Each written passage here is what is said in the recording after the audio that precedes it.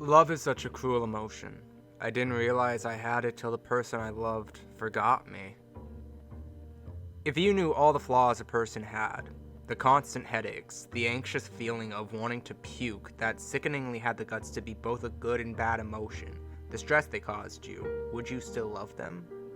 Or would you rather just erase them from your mind and therefore history? Because as the quote would have it, blessed are the forgetful, because they get the better, even of their blunders. Hi again, fellow lovesick, degenerate romantics who will probably end up dying forever alone like myself. Per usual, I am your host, C, and today I have something a little bit different from my first entry. Today, I will be wolfing down the reasons why I think the film Eternal Sunshine of a Spotless Mind truly shows the meaning of love. And I know what you're thinking. C, what the hell are you doing? Go back to making my Outer Worlds video. How about you shut the hell up and let me have real motions like a real boy, Mr. Blue Fairy? Geppetto lets me do everything a real person can do, but cry. I ditched work today. Took a train out to Montauk. I don't know why. I'm not an impulsive person.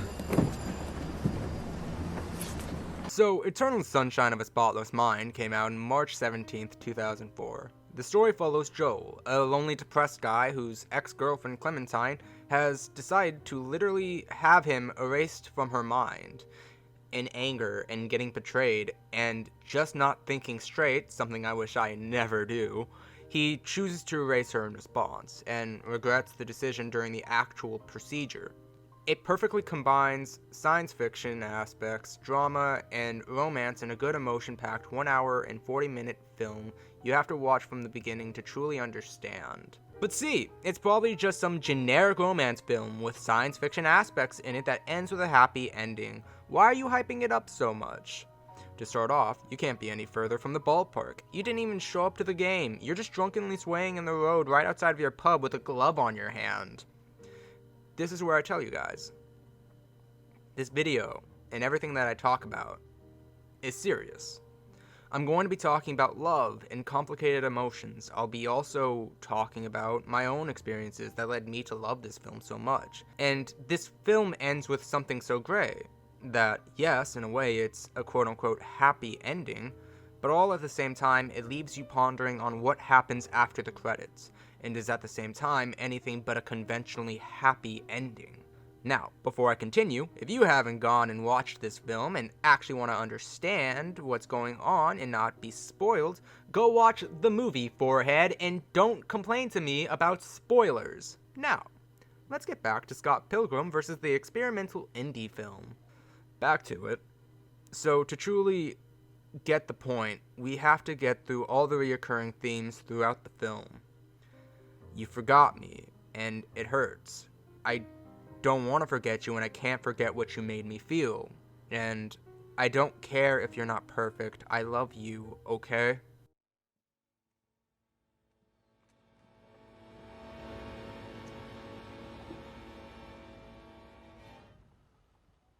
Okay.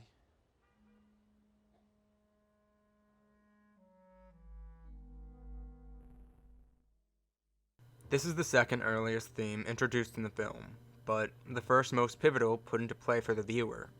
Joel, the normal guy who lives a repetitive and habitual life where everything tends to stay the same, monotonous and numb's girlfriend, has forgotten him without even trying to break up with him and has subsequently moved on. That's a lot to take in all at once. You have this person who cares about you so much just up and abandon you in a way with no contact, no forewarning, just, hey, we got in a fight, screw you. And then later on, wait, do I know you? When I was a kid, I really didn't have quote-unquote friends. You know, kids hung out with me out of obligation of their parents, and they beat the crap out of me. And when I finally stood up for myself and beat the crap out of them, I was just seen even more as a monster and started to be avoided like the plague. But there was one guy, he was a year younger than me, but he stayed around me, no matter how sad or how badly I was seen by others. He was there for me. His family seemed like good people, or at least anything better than being around my mother and grandmother, who degraded me a lot during the time. I complained to him a lot of the time without really thinking about it. I didn't really know what I was doing until a couple years back. But one day, I had done something really stupid, and I went to apologize, and he never answered. Over high school, I'd deal with him not being around.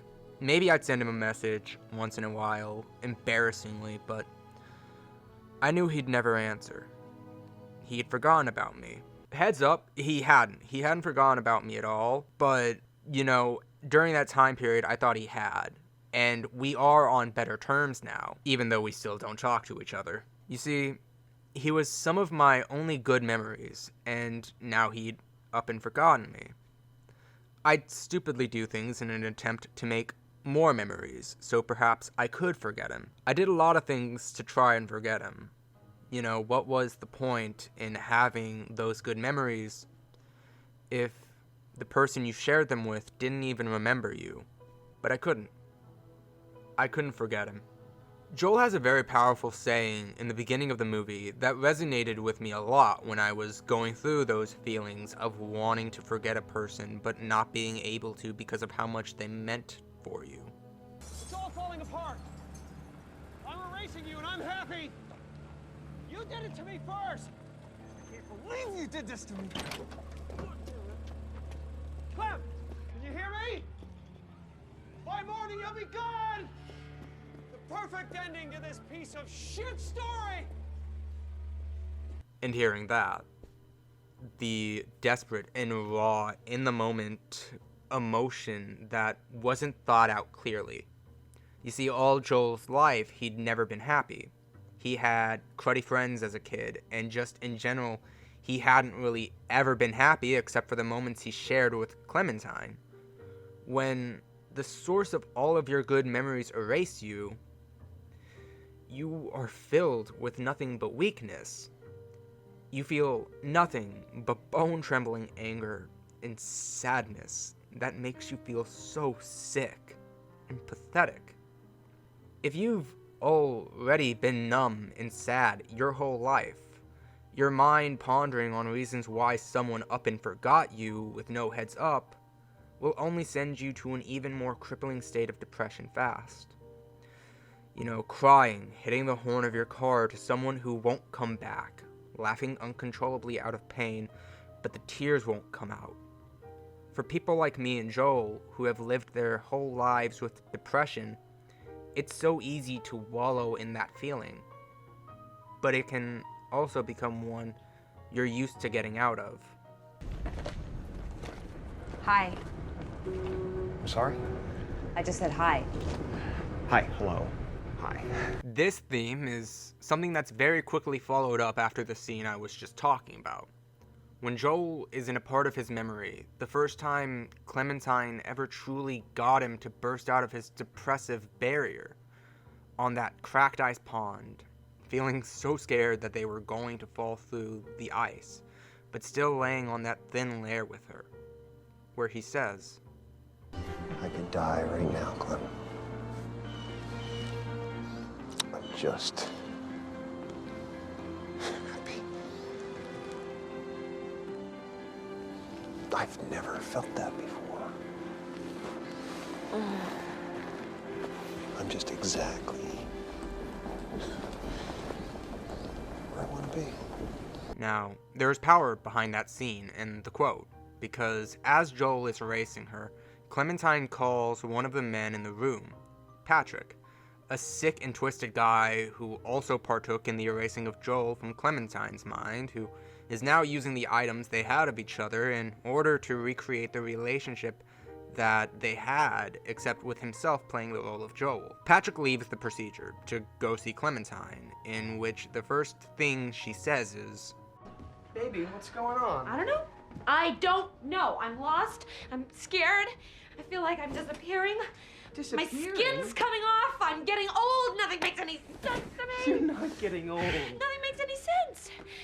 and after Patrick calms her down, she opts to take him to the same ice pond where Joel belted out that line. Patrick digs through his things and finds the quote that Joel said and tries to recreate it. When hearing it, Clem shoots up and wants to leave and get away.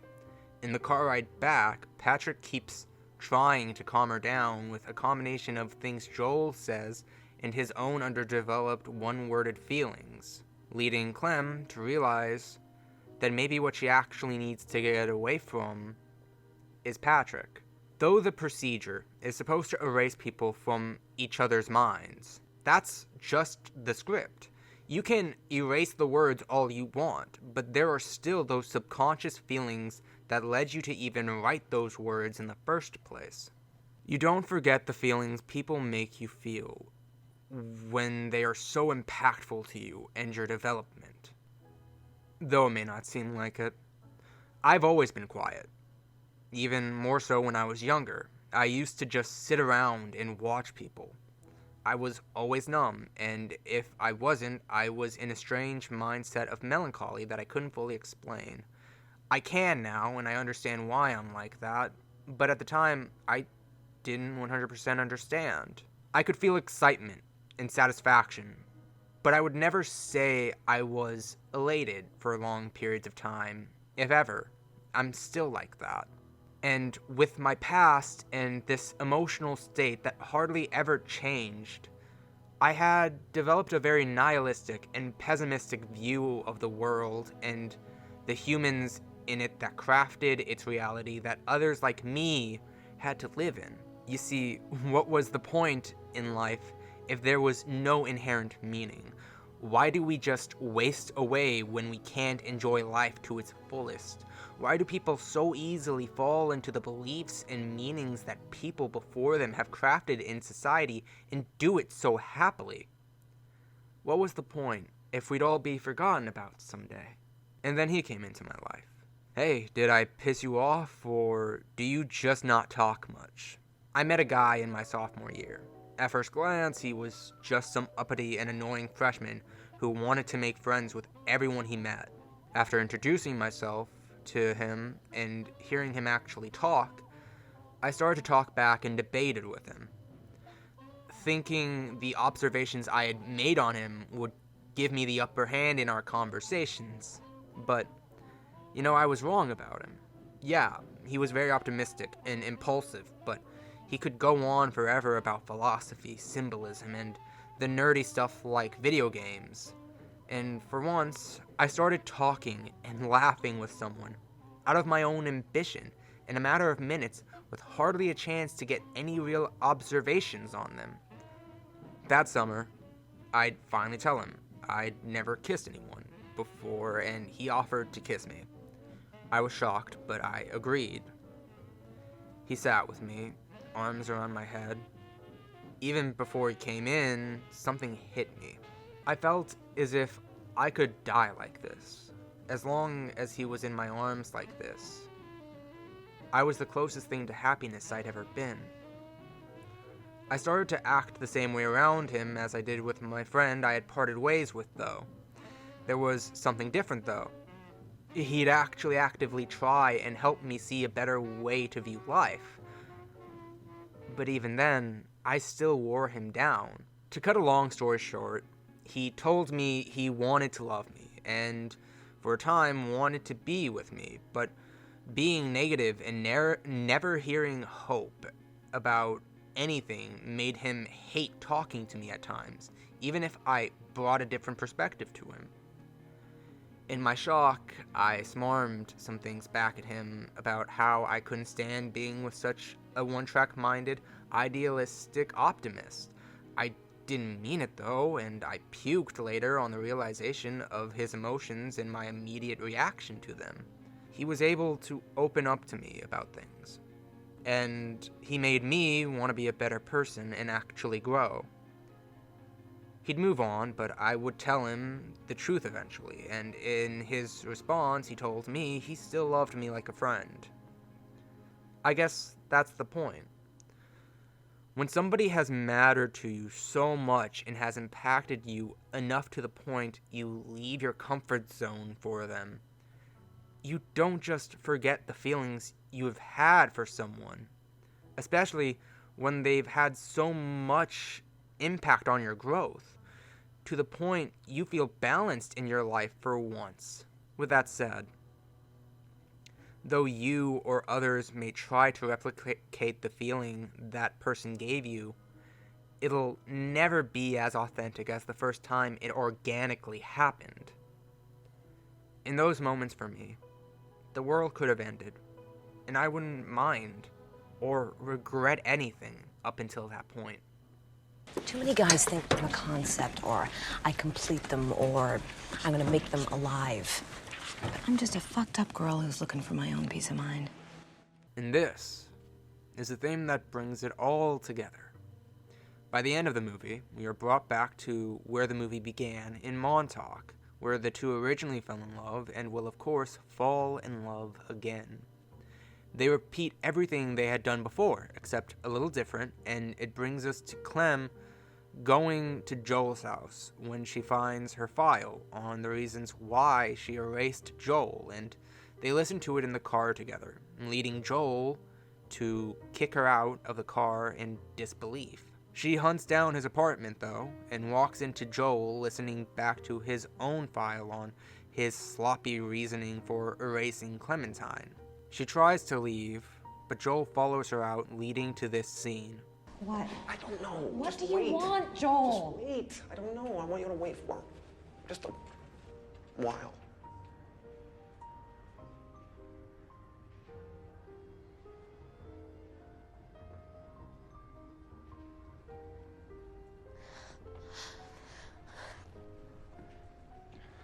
Okay. Really?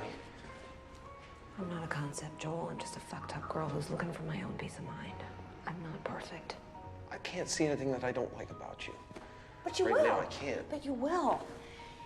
You know, you will think of things. And I'll get bored with you and feel trapped, because that's what happens with me. Okay.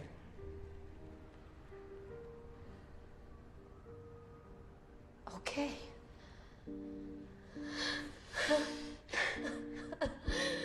Okay.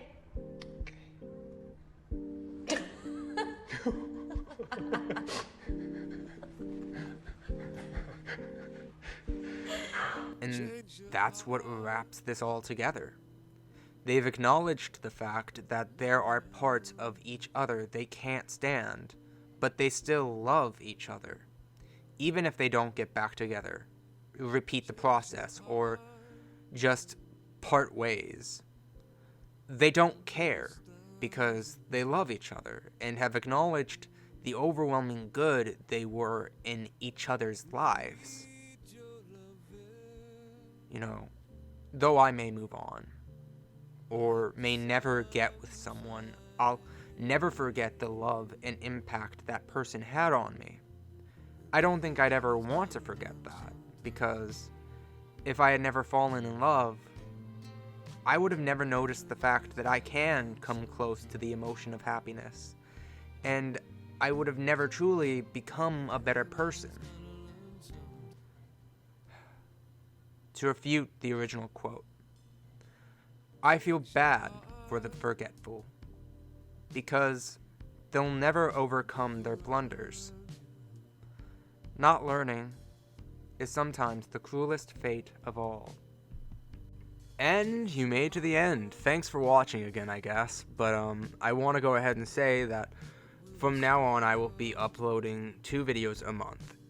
Depending on how I'm doing with gameplay, I plan on making one review about a game's story and the other one sort of like this, where I go into like media and how I find things beautiful and how I relate to them. Now, I will go ahead and say this may end up being inconsistent. I may upload 2 videos a month like this, but I want to go ahead and say that if you like this sort of content, go ahead, subscribe, leave a comment, and just share.